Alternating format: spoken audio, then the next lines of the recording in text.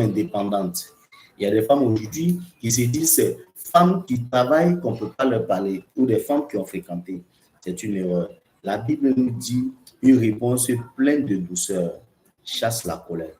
En fonction de cette réponse, tu verras que ton homme pourra soit se calmer, soit s'emporter. Et c'est pour ça, je dis souvent à certaines personnes, apprenons à contrôler les paroles qui sortent de nos bouches. Apprenons à contrôler, les mesurer, tourner cette langue au moins 7 fois avant de sortir cette réponse. Donc, le livre de Proverbes est très clair. Lorsqu'il dit une parole, une réponse pleine de douceur chasse la colère, mais une parole blessante la fait éclater. Donc, il y a des gens qui ne supportent pas. Il y a des gens qui ne tolèrent pas. Il va te poser une question et il a raison de te poser cette question parce à l'heure actuelle, tu es sur sa responsabilité parce que tu es son mari. Mais quand tu montes, tu veux lui donner l'impression, par exemple, réponse comme quoi, je ne suis pas une enfant, je fais de ma vie ce que je veux. Là, forcément, cette réponse amène la colère. C'est ce qui est logique. Ok, je voulais poser une question. Est-ce que cette parole est dédiée seulement aux femmes ou bien aux garçons, ou bien c'est uniquement que aux femmes? Non, c'est dédié aux deux personnes. Ça, c'est un truc qui est fait pour les deux parce que c'est aussi pareil pour l'homme. L'homme, lorsque je dis souvent, le sujet du mariage dans la Bible est un sujet qui est très sérieux et qui est un peu très large. Donc, je ne vais pas entrer dans le débat du sujet du mariage parce que dans le débat du sujet du mariage, il y a des principes que Dieu a donnés qui doivent être respectés. Maintenant, je suppose que ces principes sont connus par des personnes. Maintenant, lorsqu'on parle des paroles, surtout dans cet exemple de couple, c'est pour dire que ça regarde les deux personnes.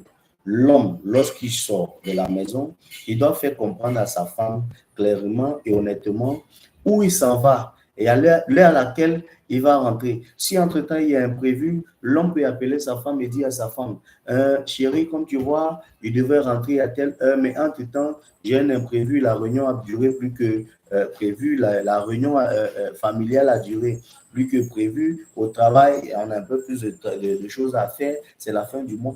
Du moment que tu expliques à madame et que quand tu rentres, tu t'excuses aussi, c'est ça qui est important.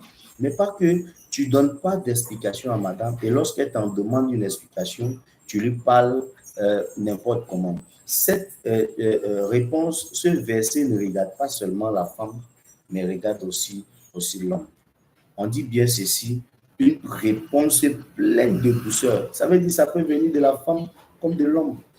La façon dont tu réponds, c'est parce que tu aimes. L'homme qui aime sa femme doit lui donner une réponse qui va l'apaiser, qui va l'adoucir. Pareil que, voilà, une réponse satisfaisante. Pareil que la femme qui aime son homme doit aussi donner une réponse satisfaisante.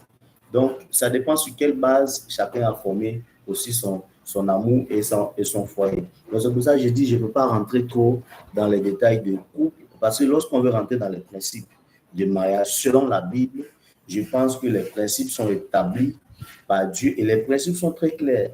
Dessus, on n'a pas de débat. On reconnaît qui est le chef, Dieu a donné à chacun sa responsabilité. Donc, chacun respecte sa responsabilité. Donc, sans plus tarder, on va passer peut-être à un autre verset qui est un peu plus intelligent. On va prendre le livre de Colossiens.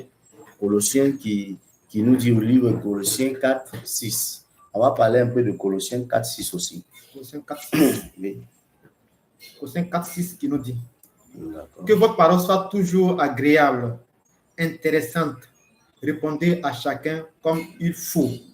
Amen. Amen. Que votre parole soit toujours agréable. Il faut comprendre cela, que votre parole soit toujours agréable. Arrêtez d'offusquer les gens. Que votre parole soit toujours accompagnée de grâce, assaisonnée de sel, afin que vous sachiez comment il faut répondre à chacun. On ne parle pas seulement dans les foyers, on parle même dans ton environnement. Voici par exemple mon frère Assalé.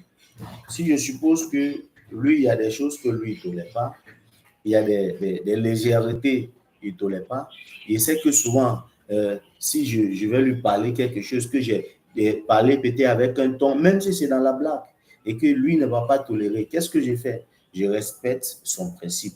Lorsque je vais lui parler, je m'adresse chez lui avec tout le respect qu'il y a.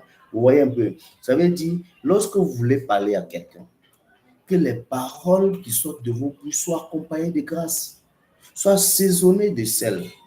Là, afin que ce qui sort de vos bouches, que vous mesurez.